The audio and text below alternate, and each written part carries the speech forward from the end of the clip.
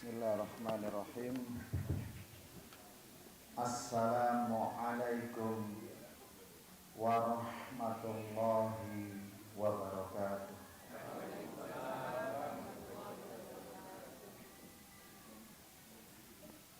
Innal hamdalillah nahmaduhu wa nasta'inuhu wa nastaghfiruh wa na'udzu billahi min sururi anfusina wa sayyiati a'malina.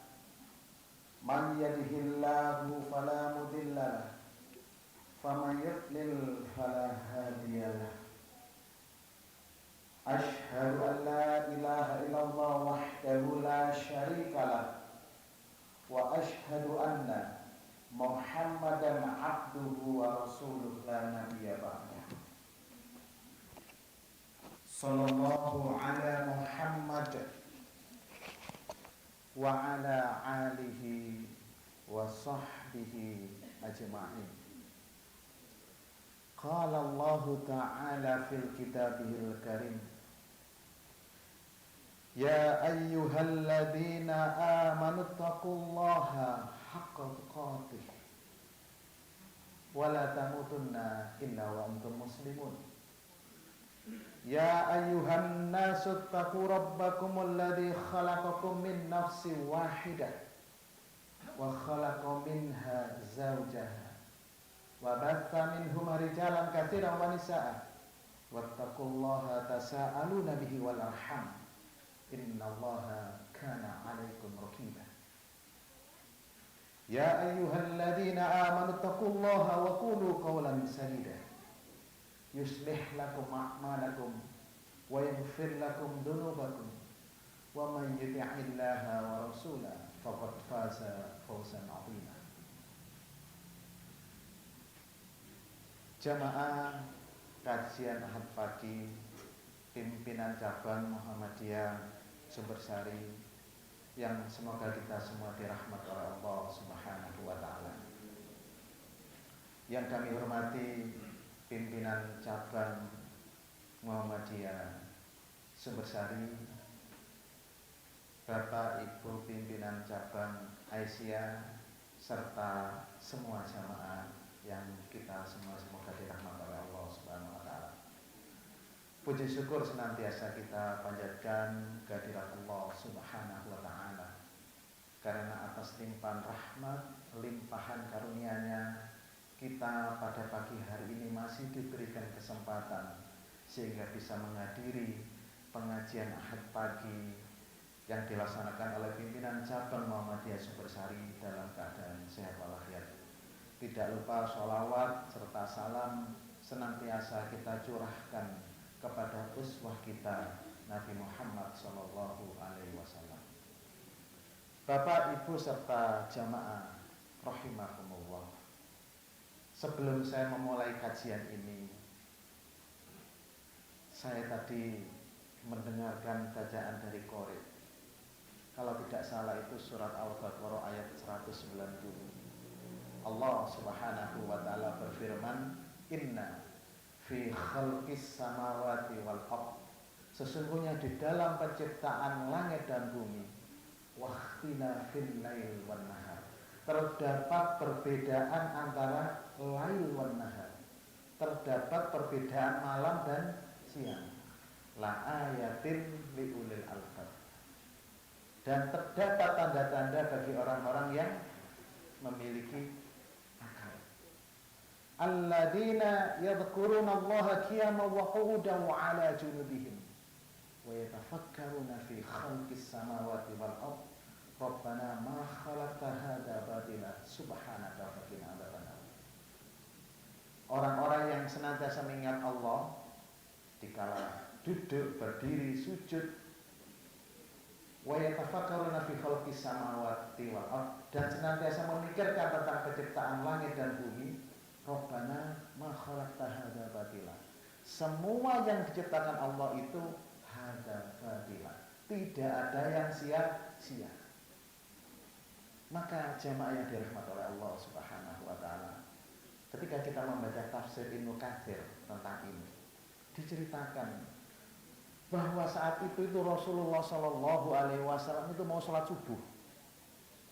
Ketika Rasulullah mau sholat subuh, mendapatkan ayat itu turun, tiba-tiba Bilal yang biasanya adzan, Bapak Ibu, itu melihat Rasulullah Shallallahu Alaihi Wasallam sedang menangis. Kemudian Bilal bertanya kepada Rasulullah Shallallahu Alaihi Wasallam, ya Rasulullah, sesungguhnya engkau ini kenapa kok bersedih? Padahal engkau ini sudah pasti oleh Allah dosamu yang dulu dan yang akan datang sudah diampuni oleh Allah. Gitu. Jadi Rasulullah ini bahasa kita itu sudah berada dalam zona yang nyaman, Pak. Nah, itu zonanya sudah nyaman. Di dunia pasti selamat, di akhirat pasti selamat. Tapi kok masih menangis? Nah, itu. Maka Rasulullah berkata kepada Bilal, wahai Bilal, telah turun ayat ini, ayat itu disebutkan, maka celakalah, kata Rasulullah, orang yang membaca ayat ini tapi dia tidak memahami isinya. Dan aku, kata Rasulullah, takut menjadi orang-orang yang tidak bersyukur. Itu Bapak Ibu sekalian. Jadi orang bersyukur itu bukan kita itu banyak mengucapkan alhamdulillah, tapi hakikat bersyukur itu bagaimana dengan harta yang kita miliki, ilmu yang kita miliki, apapun yang kita miliki, menjadi sarana kita semakin dekat kepada Allah Subhanahu wa Ta'ala. Itulah hakikat kita bersyukur. Jadi kalau kita mengatakan kita bersyukur, yaitu kita semakin dekat menggunakan semua yang ada pada diri kita untuk mendekatkan diri kepada Allah Subhanahu wa Ta'ala. Bapak, Ibu, serta jamaah yang semoga kita dirahmati oleh Allah Subhanahu wa Ta'ala. Sesuai dengan judul yang kami sampaikan beberapa waktu yang lalu kepada panitia, kami mengambil judul kajian ini tentang hikmah di balik peristiwa La Nina sebelum tahun Masehi. Bapak, Ibu sekalian, kalau melihat berita di TV mesti sering mendengar kata-kata La Nina. La Nina itu berasal dari bahasa Spanyol, artinya adalah anak perempuan.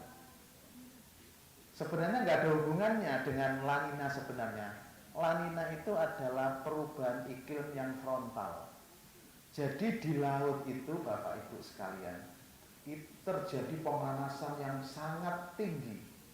Maka ketika laut itu panasnya tinggi, maka air laut itu akan menguap atau mengalami evaporasi. Awannya yang terbentuk semakin banyak. Ketika awan yang terbentuk semakin banyak, dibawa angin ke darat, awannya banyak. Ketika di darat itu, di atas langit kita itu dingin, maka awan itu akan turun menjadi hujan. Dan hujannya semakin banyak. Karena panasnya di laut banyak, awannya terbentuk banyak, di bawah angin awannya besar, di atas langit kita dingin, di darat itu turun jadi hujan yang semakin banyak. Secara singkat seperti itu La Nina, Bapak Ibu sekalian. Di dalam Al-Quran, di dalam surat Al-Qamar ayat 12 sampai ayat 13, Allah Subhanahu wa Ta'ala berfirman, "Fafatahna abwabas samai bima'in munhamir." Fafatahna, kata Allah Subhanahu wa Ta'ala, kami buka abwabas sama, pintu-pintu langit, bima'in munhamir. Kami buka pintu-pintu langit sehingga air hujan itu turun memancar ke bumi kita. Kemudian dilanjutkan, wa fajarnal arda uyunan faltaqama'u alal amri qad qudir. Dan kemudian kata Allah Subhanahu wa Ta'ala, kami jadikan di bumi ini tiba-tiba memancar air-air, dan air itu mengumpul menjadi satu dan mengalir menggenangi daerah sekitarnya. Jadi ketika air hujan turun itu, Bapak Ibu sekalian, tanah kita itu awalnya itu ada pori-porinya. Begitu pori-pori itu terisi air itu nggak bisa turun lagi. Ada lapisan batu sehingga dia memancar di sekelilingnya menjadi mata air. Gitu. Nah sekarang ini kan air itu sulit masuk ke dalam tanah, Bapak Ibu. Kenapa? Karena di atas gunung sudah ditebang gundul, di atas gunung dibuatkan villa, di kota-kota sudah diplester semua. Jadi air itu tidak bisa masuk ke dalam tanah, air tanah tidak terisi, terjadi banjir. Jadi mata air menjadi air mata, Bapak Ibu, itu yang terjadi. Jadi air mata. Kenapa? Nggak ada yang meresap, sehingga jadi banjir semua. Gitu. Bapak Ibu jamaah yang dirahmat oleh Allah Subhanahu Wa Taala, di dalam buku Qosasul Anbiya. Jadi ada Ibnu Katsir itu, Bapak Ibu sekalian. Kita itu sekarang itu belajar agama sangat mudah sekali. Ada tafsir Ibnu Katsir, di Google itu bisa kita cari. Ada Qosasul Anbiya, cerita tentang para nabi. Di situ diceritakan oleh Al-Imam Ibnu Jarir At-Tabari di dalam Qosasul Anbiya bahwa ketika turun ayat ini di laut itu sangat panas, diceritakan. Kapan itu terjadi? 2000 tahun sebelum Masehi. 2000 tahun sebelum Masehi. Sekarang kita 2000 tahun setelah Masehi. Berarti itu 4000 tahun yang lalu.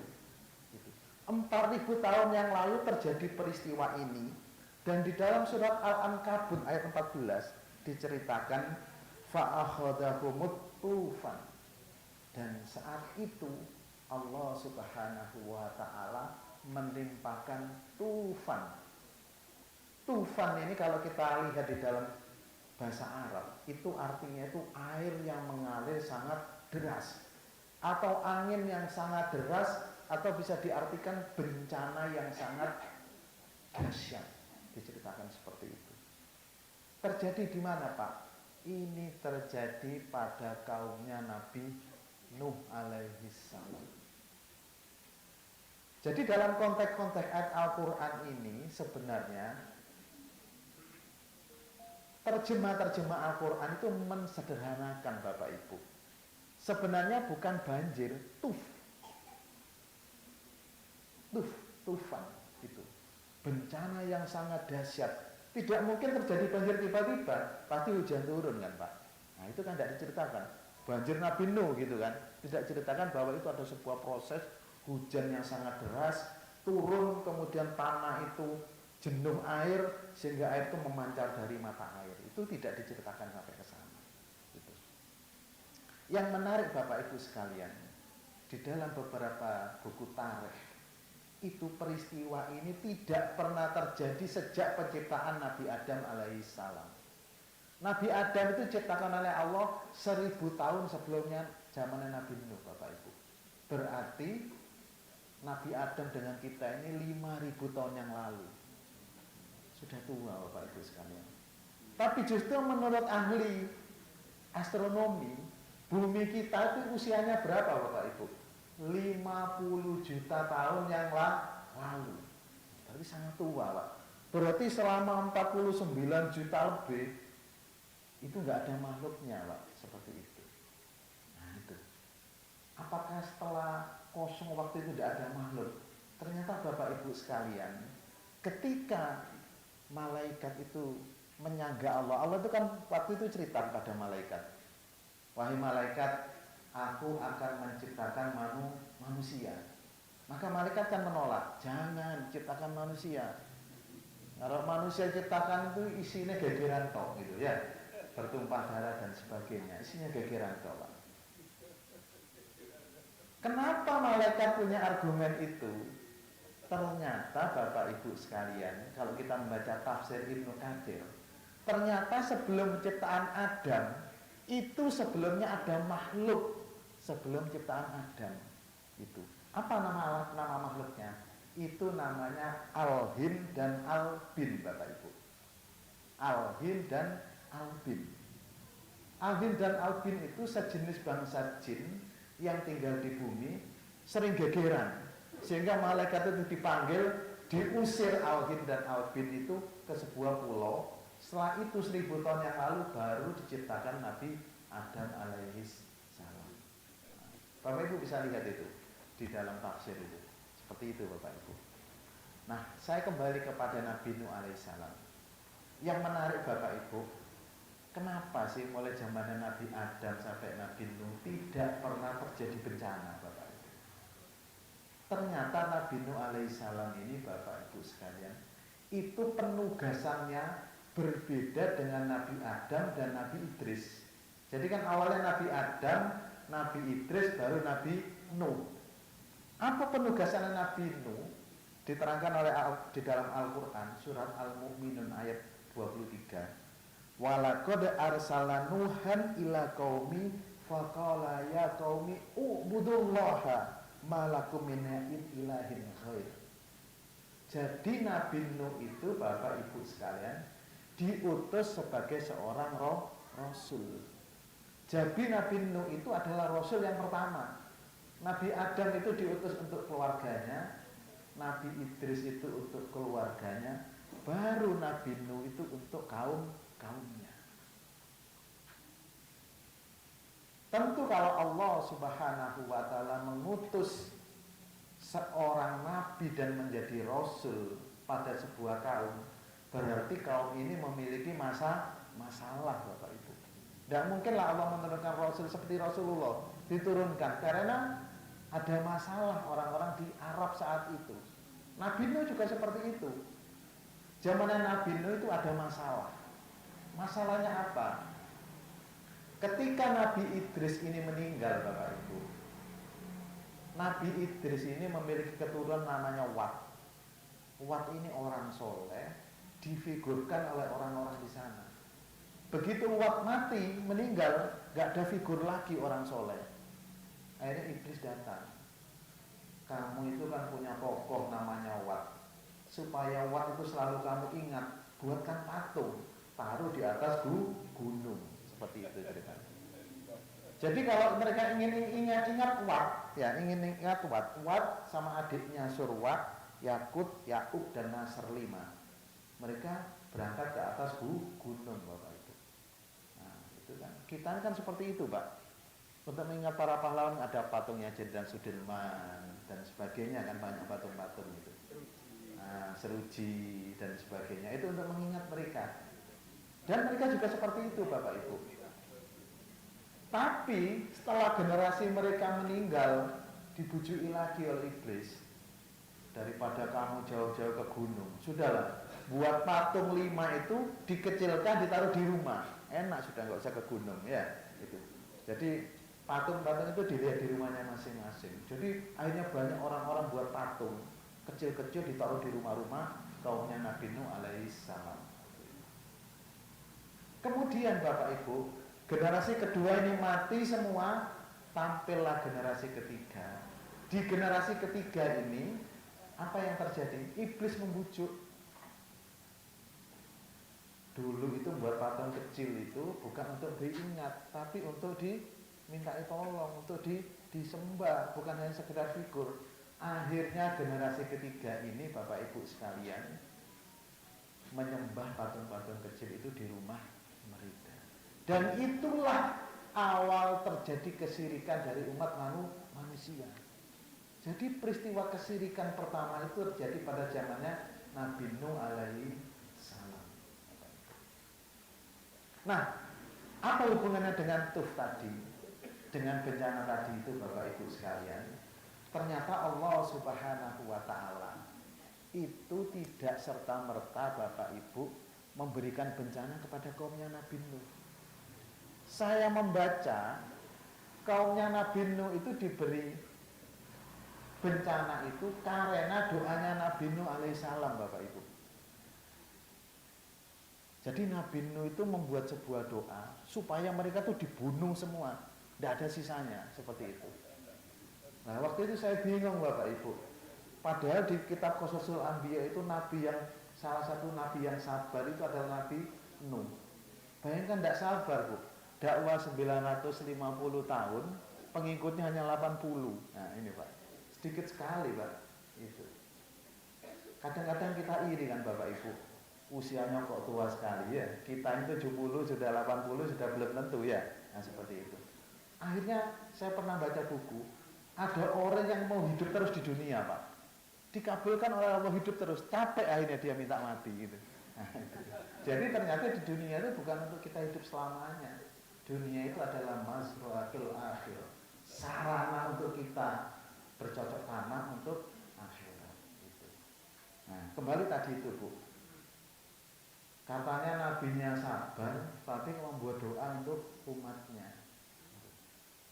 Ternyata Bapak Ibu sekalian, saya membaca di dalam Al-Quran, kenapa sih Nabi Nuh itu mendoakan mereka itu supaya binasa semua? Dikatakan di dalam Al-Quran, innaka intadarhum yudillu ibadatik. Karakter pertama mereka itu, kalau mereka menyembah berhala, dia nggak ingin dia sendiri nyembah berhala, sekitarnya semuanya dipaksa untuk menyembah berhala. Dan karakter itu sangat berbahaya. Kemudian yang kedua apa? Wala yalidu illa fajirun kufar.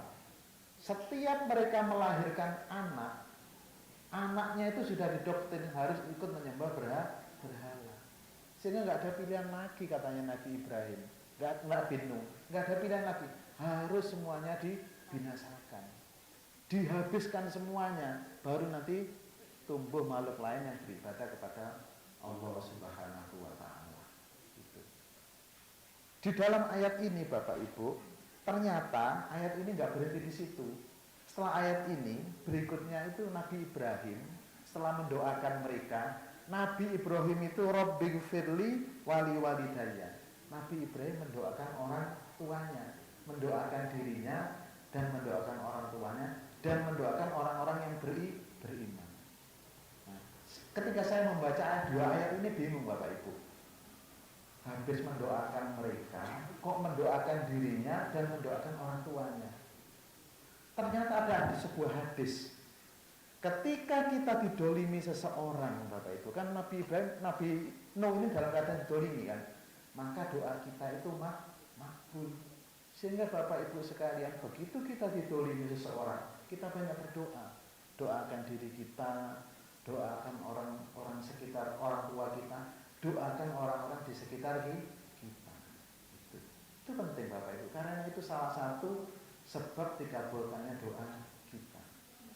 Dan doa kita itu Bapak Ibu, kalau menurut doa ini, doa kita itu tidak boleh minimalis. Kita ini kan senangannya doakan kita, ya, anak kita, orang tua kita, adik kita, saudara kita. Kita kadang jarang mendoakan pemimpin kita, ya Pak enggak? Apalagi kita nggak suka sama pemimpin kita, dan kita doakan, ya. Nah, itu jarang Pak. Jarang kita doakan presiden kita supaya diberi petunjuk, diberi kesehatan. Jarang doakan gubernur kita, jarang doakan bupati kita. Kadang kita juga jarang doakan pimpinan kita. Kalau saya di Unmu, ada dosen Unmu, mungkin jarang doakan rektornya. Mungkin ya, nah itu ya, padahal itu penting Bapak Ibu itu. Dan kadang-kadang kita ini berdoa Bapak Ibu sekalian, mungkin kita jarang doakan tetangga kita, bahkan kita juga jarang mendoakan orang-orang yang tidak suka sama kita, ya enggak? Kok enak teman aku dulu orang ibu, orang itu sering mendolimi saya, sering memfitnah saya, sering memusuhi saya.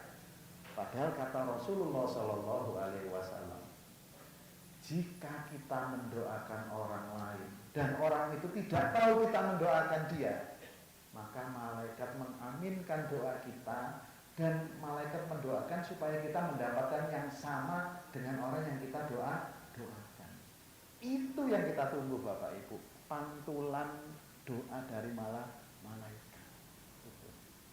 Sehingga kalau kita habis sholat jamaah, kita pulang Bapak Ibu, doakan tetangga kita, doakan pemimpin kita, doakan semua orang kita petani. Siapa yang tidak suka sama kita tulis, kita doakan satu-satu. Nah, saya punya kebiasaan begitu Bapak Ibu. Insya Allah dengan begitu Allah itu akan memudahkan jalan hidup kita seperti itu. Dan menjauhkan kita dari sifat hasad, dengki dan iri. Bahkan Bapak Ibu, saya pernah membaca ceramahnya seorang syekh di Arab, namanya Syekh Sa'di. Ketika dia itu membaca surat Al-Imran ayat 87 sampai 88, di Al-Imran 87 88 itu diceritakan bahwa Maryam itu waktu di mihrab itu sering mendapatkan makanan langsung dari Allah Subhanahu wa taala. Kemudian apa yang terjadi? Zakaria itu, Bapak Ibu sekalian, bukan Zakaria ya, siapa namanya? Lupa saya, Pak. Itu setiap Maryam dapat makanan itu, dia berdoa kepada Allah Subhanahu wa taala agar diberikan keturunan. Diberikan keturunan. Maka Syekh ini mengatakan, kalau kita itu punya saudara, tetangga, teman kita mendapatkan nikmat dari Allah Subhanahu wa taala, maka apa yang kita lakukan, Pak? Kita ucapkan barokallah. Kita doakan supaya dengan rezeki yang diberikan itu semakin berkah, dia semakin sukses, semakin berhasil. Kemudian kita mendoakan diri kita, itu doa yang makbul. Kan kadang-kadang kita enggak loh, Pak. Di grup WA kita sudah enggak suka sama orang, orangnya dapat nikmat, diam aja kita ya. Nah, itu. Yang benar itu bagaimana? Diam enggak apa-apa, tapi kita japri atau kita batin barokallah. Semoga dengan nikmat yang diberikan dia semakin takwa, semakin bermanfaat, baru kita mendoakan diri kita. Dan ini adalah menurut Syekh Sa'di, ini sarana supaya kita tidak semakin benci, semakin punya sifat iri dengki sama orang lain, Bapak Ibu. Bapak Ibu serta jamaah yang dirahmati oleh Allah Subhanahu wa taala. Saya kembali ke cerita Nabi Nuh tadi, Pak. Cerita ini, Pak, cerita banjir ini, Pak, oleh orang-orang orientalis itu ditolak cerita ini, Pak. Kalau air laut itu menguap jadi hujan, Pak, turun ke bawah, kan air laut habis, Pak. Tapi ceritanya kan peristiwa banjir itu tenggelam semua, Pak. Seluruh dunia itu habis, tidak tersisa satu makhluk pun.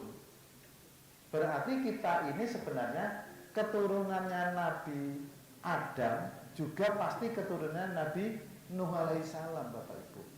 Jadi kita itu pasti keturunan Nabi Nuh alaihissalam. Itu. Nah, orang-orang tadi tidak percaya.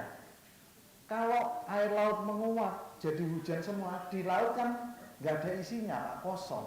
Itu.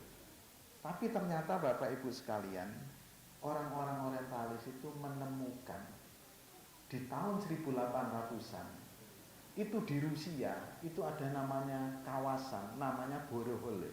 Saya lupa namanya, Pak. Itu di situ itu namanya Kola Borohole. Itu begitu dicek di kota itu ada sebuah lubang. Kemudian lubang itu dilubangi, di bawahnya itu ada sebuah tandon air yang dalamnya sampai 12 km. Jadi ketika banjirnya Nabi Nuh, Bapak Ibu sekalian, oleh para ahli hidrologi itu, banjir itu surut, air itu masuk ke situ, dan ketika terjadi air laut menguap jadi hujan, air yang ada di Borohole itu mengalami tekanan osmosis masuk ke laut, sehingga laut terisi lagi, Bapak Ibu. Jadi seperti itu. Akhirnya beberapa orang orientalis ini mengakui kebenaran Islam, dan ada beberapa yang dia ini masuk Islam, Bapak Ibu, dengan cerita seperti ini. Bapak Ibu sekalian, saya lanjutkan terkait dengan apakah kita ini keturunan Nabi Nuh alaihissalam, Bapak Ibu. Ternyata begitu tenggelam kapal itu, Bapak Ibu, yang ikut Nabi Nuh itu hanya 80 orang. 80 orang itu pasang-pasangan. Jadi ada 40 pasang. Tapi 40 pasang itu semuanya ditakdirkan oleh Allah Subhanahu wa taala mandul semua. Yang bisa melahirkan itu hanya keturunannya Nabi Nuh alaihissalam. Diterangkan dalam Al-Quran, wa ja'alna zuriyatahu humul baqin. Dan kami jadikan zuriyah. Zuriyah itu anak kandung, Bapak Ibu. Bukan bani, bukan kaum, anak kandung. dan kami jadikan anak kandungnya Nabi Ibrahim alaihissalam yang memiliki keturunan. Jadi anaknya Nabi Nuh alaihissalam ini Bapak Ibu jumlahnya kan 4 ya. Kan'an yang nggak mau ikut itu, kemudian ada lagi Sam, ada lagi Ham, satu lagi namanya Yafet. Ham itu Bapak Ibu dalam beberapa buku saya baca itu kulitnya hitam. Jadi anak itu kulitnya nggak sama, sehingga Ham ini menjadi orang tuanya orang Afrika. Itu. Kemudian Sam itu hidungnya mancung, rambutnya keriting, sehingga jadi keturunan orang-orang Arab. Kita di mana Pak? Kita keturunannya Yafet Bapak Ibu. Yafet ini kulitnya kuning, agak pesek, ada juga yang tidak terlalu mancung ya, rambutnya pirang, ada yang rambutnya hitam. Gitu. Jadi Yafet ini masuk ke Asia Bapak Ibu. Jadi kita itu keturunannya Yafet Bapak Ibu. Nah, seperti itu. Oke. Jadi itulah kita ini adalah anaknya Nabi Nuh alaihissalam, keturunan Nabi Nuh alaihissalam. Bapak Ibu jamaah yang dirahmati oleh Allah Subhanahu wa taala. Jadi waktu peristiwa banjir itu semuanya habis Bapak Ibu. Habis, tidak ada sisanya. Tidak ada sisanya sama sekali. Ternyata setelah habis tinggal kaumnya Nabi Nuh 80 orang itu Bapak Ibu. 80 orang itu 80 orang itu membuat kapal selama 450 tahun Bapak Ibu. Jadi buat kapal itu 450 tahun. Kapalnya dari mana? Dari kayu.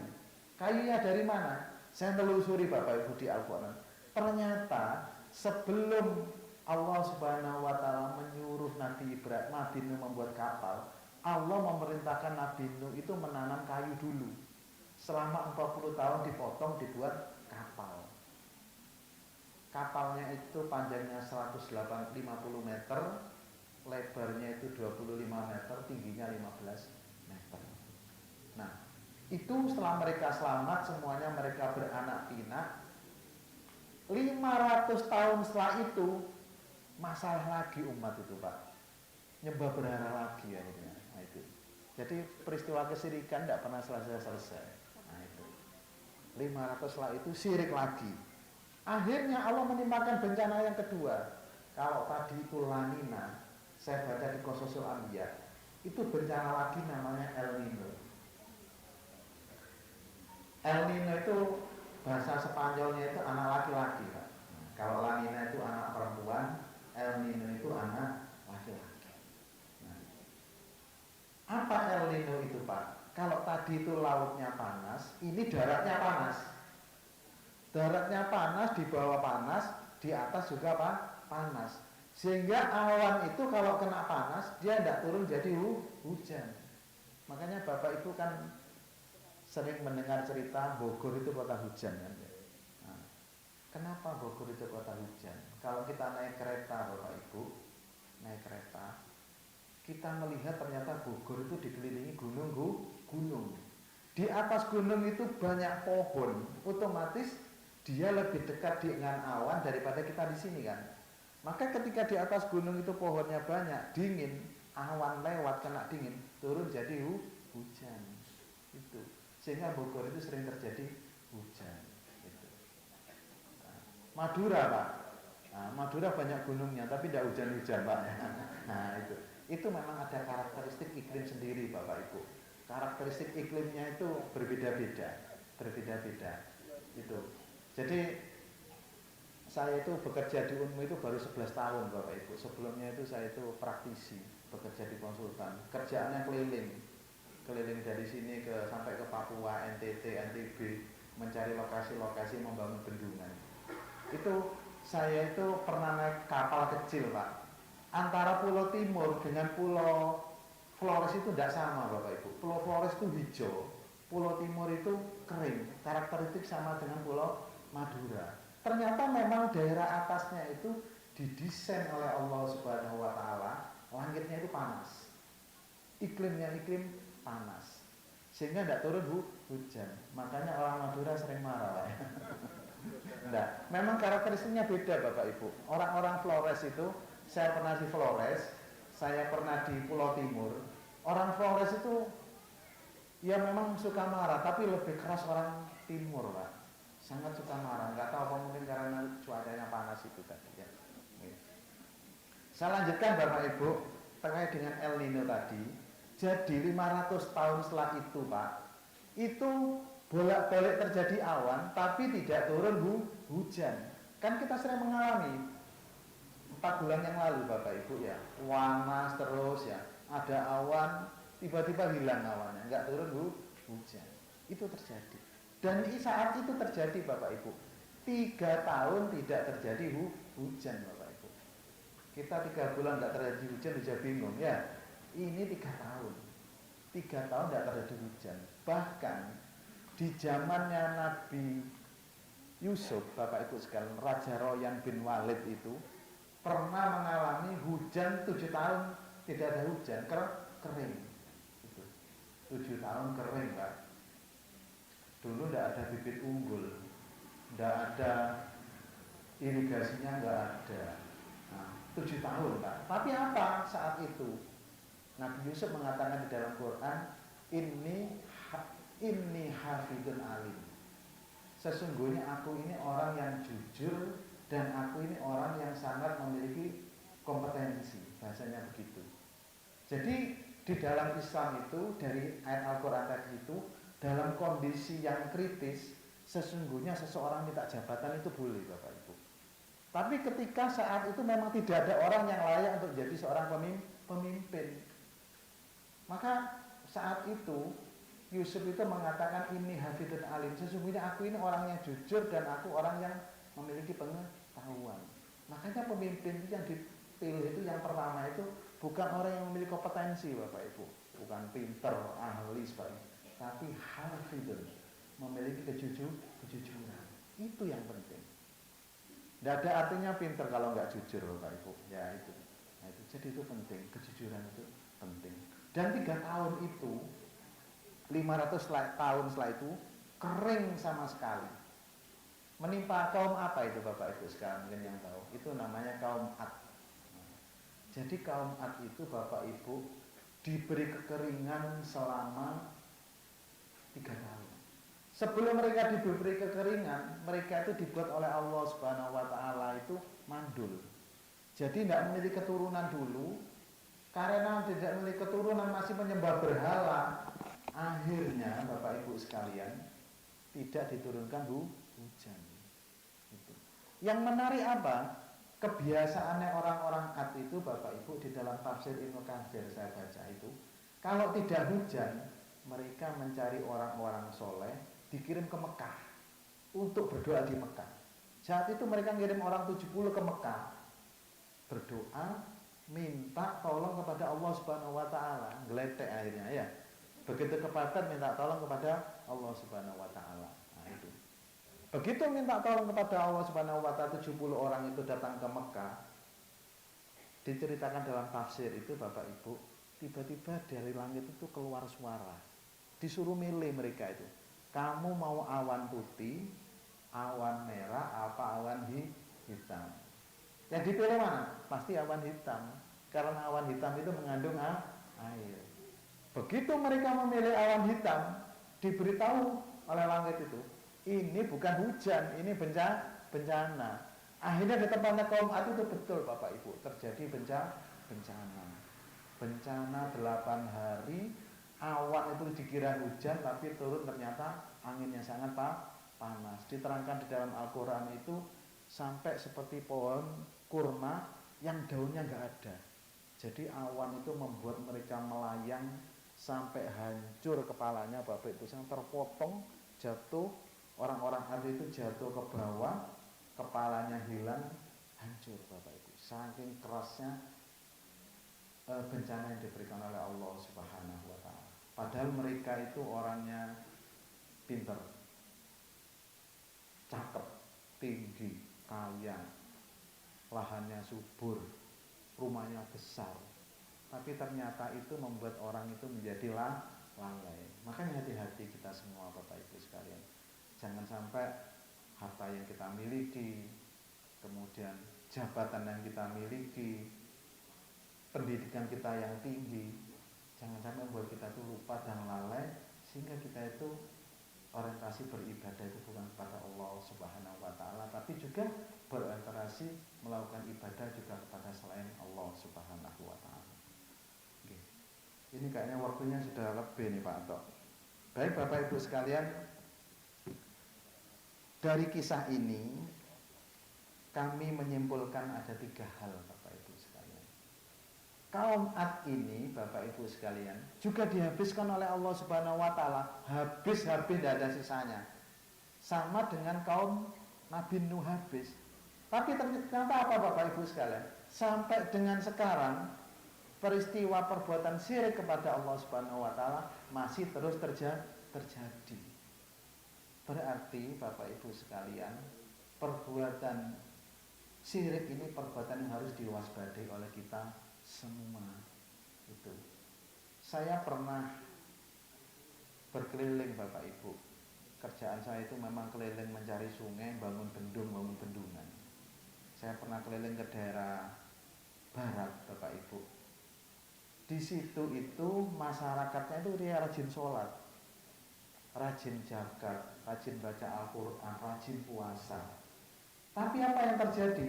Mereka itu walaupun rajin sholat, rajin zakat, rajin puasa, mereka itu tetap melakukan sebuah amalan yang mana amalan itu dia yakin bahwa selain Allah yang menolong mereka, ada lagi yang bisa menolong mereka, nenek leluhur mereka. Akhirnya apa? Allah Subhanahu wa taala menimpahkan pasir yang cukup banyak sehingga terjadi gunung meletus Bapak Ibu. Itu yang terjadi. Awalnya mereka itu dengan membuat sesajen itu inginnya keluar pasir sedikit Bapak Ibu, supaya mereka bisa nambang pasir. Tapi Allah marah, dikeluarkan sekalian semuanya Bapak Ibu, sehingga semuanya habis. Itu yang terjadi. Itulah bahaya perilaku kesyirikan. Bahkan di dalam Al-Quran Bapak Ibu sekalian, Allah berfirman di dalam surat Al-Baqarah ayat 22, Allah mengatakan wa anzala minas sama'i ma'an fa akhraja bihi minas samarati rizqan lakum fala taj'alu lillahi andada wa antum ta'lamun. Kata Allah, aku ini menurunkan air hujan. Dengan air hujan itu menjadi rezeki dan menjadi buah-buahan untuk kalian semua. Tapi Allah mengatakan fala taj'alu lillahi andada wa antum ta'lamun. Jangan sekali-kali engkau itu berbuat syirik kepada aku. Jadi Allah Subhanahu wa taala menurunkan kekeringan, menurunkan banjir, menurunkan gempa dan sebagainya. Itu mungkin ada suatu perilaku kita yang menyimpang dari apa yang Allah berikan kepada kita semua. Kemudian yang kedua Bapak Ibu sekalian, kita ini hidup di dunia ini semakin dekat dengan kematian, ya Pak Pak? Semakin bertambah hari, sisa umur kita, sisa rezeki kita semakin habis. Orang meninggal itu kenapa? Karena rezekinya sudah habis Bapak Ibu. Ketika rezekinya habis, masa bisa ampera lagi? Gak bisa Pak ya, gak bisa. Habis ya meninggal. Maka dari itu kita jangan sampai salah orientasi hidup. Semua ibadah kita, sholat kita, puasa kita, zakat kita, itu jangan sekedar karena kewajiban. Jangan sekedar kamu puasa kita mendapatkan pahala yang banyak, bukan. Tapi jadikan itu menjadi sebuah kebutuhan kita Bapak Ibu. Kalau sholat itu menjadi kebutuhan kita, otomatis sholat itu tidak menjadi ritualisme saja, tapi menjadi fungsional, menjadi sesuatu yang bermanfaat di dalam kehidupan sosial kita, dan otomatis sholat kita akan baik, bagus, sungguh-sungguh, dan pasti diterima oleh Allah Subhanahu wa ta'ala. Sehingga ibadah ini sekali lagi harus menjadi sebuah kebutuhan. Tapi karakteristik manusia itu suka lupa. Makanya di dalam Al-Quran itu, di dalam surat Al-A'la itu ayat 16-19 itu Allah mengatakan bal tu'thirunal hayata dunya. Tetapi tu'thirunal hayata dunya, manusia itu lebih senang dengan kehidupan dunia. Wal akhiratu khairu wa abqa. Padahal akhirat itu khair, lebih baik, wa abqa, dan lebih kekal. Ternyata perilaku seperti ini bukan hanya umat Nabi Muhammad. Inna hadza lafis suhufil ula. Perilaku ini sudah terangkat di dalam suhuf kitab-kitab sebelumnya. Kitabnya siapa? Suhufi Ibrahim wa Musa. Di dalam kitabnya Nabi Ibrahim dan Nabi Musa alaihissalam. Saya kira begitu yang bisa kami sampaikan Bapak Ibu. Kalau ada benarnya itu semata-mata datang dari Allah. Kalau ada kurangnya semata-mata karena keterbatasan ilmu yang kami miliki. Saya mohon maaf. Saya akhiri. Aku qouli hadza fastaghfirullah innahu huwal ghafurur rahim. Wassalamualaikum warahmatullahi wabarakatuh.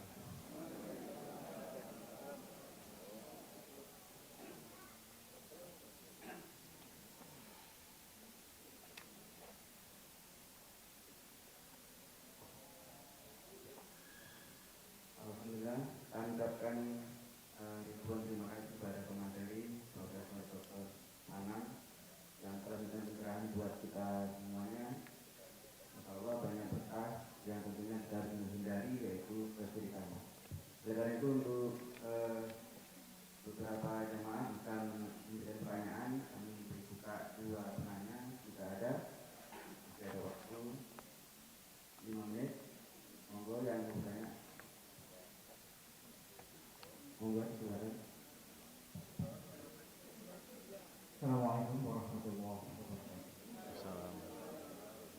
Terima kasih atas waktu yang diberikan untuk menyampaikan pertanyaan.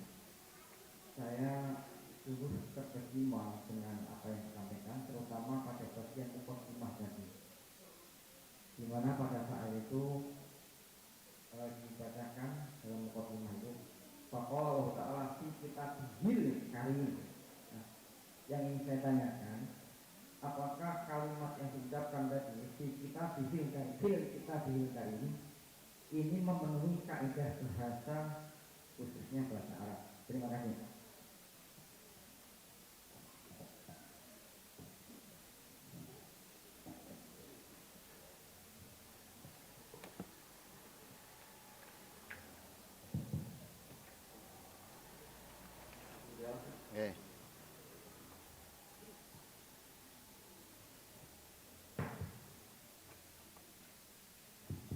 Oke, terima kasih Bapak. Faqalallahu ta'ala fi kitabil karim. Dan Allah Subhanahu wa ta'ala berkata di dalam kitabnya yang mulia. Kira-kira seperti itu Pak penjelasannya. Oke. Kalau secara kaidah bahasa Arab, monggo nanti Bapak Ibu yang ahli bahasa Arab, mungkin kalau apa yang saya sampaikan itu salah, ya saya diingatkan kira-kira secara kaidah bagaimana, karena memang background saya bukan dari orang-orang yang mengerti bahasa Arab Bapak Ibu, sehingga secara umum saja saya tahu ini fi'il, ini isim, ini yang ditasrif, mana fa'ala yaf'ulu fa'lan fa'ilun maf'ulun ufula taf'ul maf'ulun, itu secara umum saya tahunya begitu. Ada domir sebagainya secara umum, karena memang background pendidikan saya bukan dari pondok, tapi juga pernah mondok juga bahasa Arab, juga pernah membaca kitab, tapi tidak ahli lah, karena memang juga bukan bidangnya Bapak. Jadi seperti itu. Monggo nanti kalau memang yang saya sampaikan itu salah, nanti saya diingatkan. Faqalallahu ta'ala, maka Allah Subhanahu berkata fi di dalam kitabnya, di kitabnya yang mulia. Kira-kira begitu Bapak. Oke. Monggo nanti kalau ada yang salah saya sampaikan, silakan ditegur. Oke, makasih. Kemudian ada lagi, monggo satu lagi.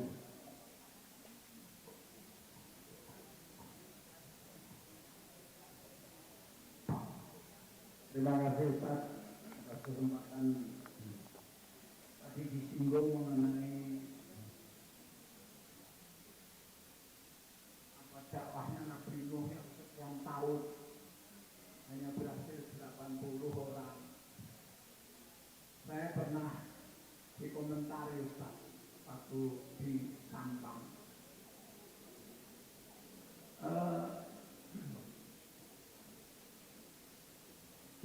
keluarga istri saya itu kan orang Bali.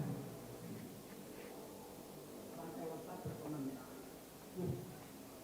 istri bapak dari Bali, iya. Itu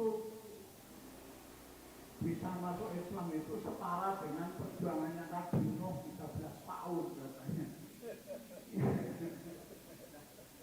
Ini pendapat otak gatot atau ada pendapat kesannya itu ditarik garis kisah Nabi Nuh yang 950 tahun berapa 80 hingga kalau mengislamkan satu orang itu nilainya 13 tahun 80 ada anggapannya atau guyonan saja atau gimana. Terus satu lagi menarik mengenai dibuka Pak Ustadz mengenai nenek moyang kita itu dari anaknya Nabi Nuh itu. Ini menarik bagi saya itu. Karena selama ini sudah dipatok kita itu dari Nabi Adam, tapi ternyata kita ini lebih dekat dengan Nabi Nuh. Yasid atau apa tadi? Yafid. Terima kasih. Nggih Bapak, terima kasih. Jadi memang saya baca di Qososul Anbiya. Qososul Anbiya itu kisah para nabi. Itu kalau penerbitnya itu Pustaka Al-Kausar, bukunya coklat Pak, tebal segini. Di situ ada dijelaskan bahwasanya selama 950 tahun itu ketika berdakwah memang pengikutnya 80 Pak Sis, pengikutnya 80, dan di situ sudah diterangkan memang bahwasanya keturunan Nabi Nuh itu kita itu memang orang-orang Asia dari Yafid Pak, dari Yafid. Nanti Bapak bisa buka di situ, insya Allah ada. Saya kebetulan nyuplik dari situ.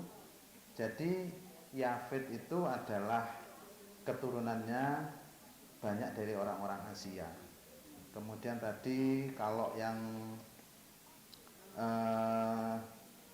ada lagi Sam sama Ham tadi itu juga ada yang ke Afrika dan orang-orang di Arab Pak, seperti itu.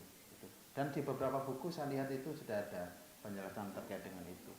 Jadi memang peristiwa banjir itu Bapak Ibu sekalian memang total mati semua Pak. Itu penjelasan yang paling kuat bahwa semua itu habis semua. Jadi yang ada saat itu di isi dunia itu ya tinggal 80 orang itu sudah. Itu isinya tinggal 80 orang, semuanya mandul dan hanya keturunan Nabi Nuh alaihissalam itu yang melahirkan anak. Sebagaimana ditentukan di dalam Al-Quran itu. Nggih Pak, insya Allah ada referensinya Pak Ziz. Kalau Bapak butuh bukunya ada saya di rumah. Nah, kalau ke sini bisa saya bawakan besok. Nggih, terima kasih.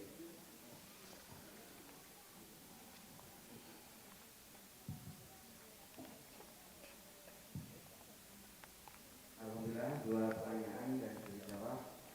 Tepat waktu kita harus akhiri pengajian anak ceria di halaman Masjid Al-Qalam ini. Kita akan ketemu lagi insyaallah di bulan berikutnya. Kurang lebihnya mohon maaf. Wabillahi taufiq wal hidayah. Wassalamualaikum warahmatullahi wabarakatuh. Waalaikumsalam warahmatullahi wabarakatuh.